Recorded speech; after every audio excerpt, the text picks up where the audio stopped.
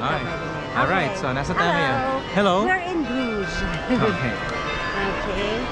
So, Ito yung square nila, Bell Square, no? yes, this is the Belfort, the Belfort Tower. Okay, behind us.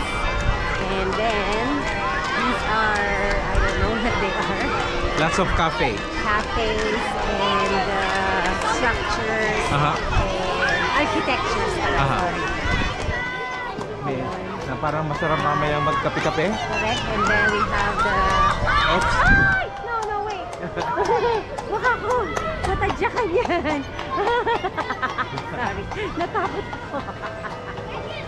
Buti na lang din natin kasama si Baltek kasi baliw yun. Yung feeling niya malaki siya dyan eh. Ayan. So kahapon nung nasa Brussels tayo, no? Yes. Paano? Ito naman inikot lang natin. Ikot. Kasi yung sa pa-square, this is a circle. Right? So you have to go in a circle. Yes. So ito yung station ng mga ng mga karetela. So medyo mahal pala siya pag inarkila mo yata. Wow. 60 euro. 60 euro, I think, instant. Sorry. 60 euro. So, masyado na siyang mahal. No? Broke na kami. So, tapos, papanik ka sa tower.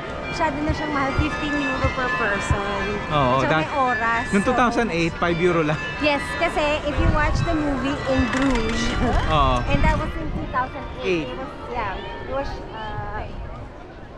so, 5 euro lang. 5 euro lang siya that Yung entrance. time. And then now, ano na siya?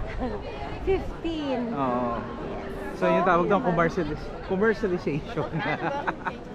And especially after pandemic, ang daming nagtaas. Siguro mga nasa 7. 7, okay, fine. Or 10, kahit hanggang 10 max 10. 15. Okay.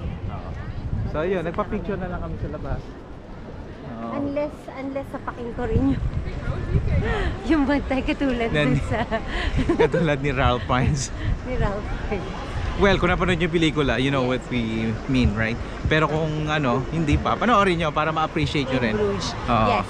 And then nakita namin yung hotel na okay. Ito na tayo. Okay. Bye.